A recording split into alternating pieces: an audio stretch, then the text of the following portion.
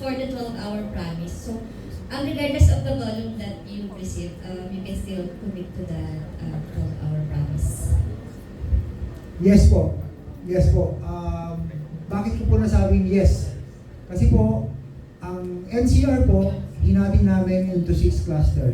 Then each cluster, meron po kaming dedicated installation team and dedicated service team na nag-cater sa bawat cluster po. Kaya medyo malakas po ang aming loob na ibigay ng 12 hours na to. So parang may nakabantay na siya. Yes, may nakabantay po talaga. 8 a.m. to 8 p.m. po, may mga tao po tayo on the ground. Kaya nga po halimbawa, yung mga condo dwellers natin na galing ng opisina, 5 o'clock, pagdating niya, may problema, walang signal or anything. Pagtawag niya, eto, tatawagan niya yung sales associate niya o yung internet ko dito, may problema. May naka-standby ho within the area. Kaya hanggang 8 p.m., as long as mabibigyan kami ng permit, kasi yun ang dependency pag condominium eh. Pag nagbigay yung admin ng permit, walang problema, makakapasok kami dire-diretso.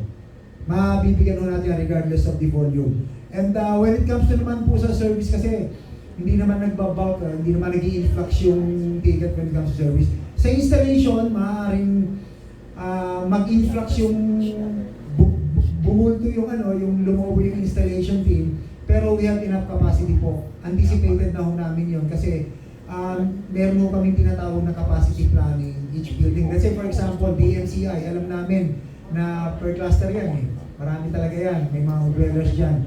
So, tinitingnan natin ilan yung occupant dyan, ilan yung ganito dyan. Kino-consider daw namin yon during our capacity planning para maglaan kami ng enough installation team na kung sakaling bumuhos yung benta rito, yung installation dito, kaya namin i-accommodate yung installation on that particular building po. Ang additional lang sir, since may mga projects din na mga sabihin natin mga old RFO na siya, or yung mga luma na siya na type ng building, so makikater nyo pa rin po ba yun in terms of structural nila or something kung paano yung installation nyo? Yes po, may mga expert po kaming technician dyan. Kasi the usual pagka ganyang mga old buildings na po, ang pina-fiber na lang namin dyan po, yung riser po. Once na naka-fiber na po yung riser, from the riser going to the unit, talagang exposed po yung cable, yung fiber optic. Pero, meron po kaming tinatawag na invisible fiber.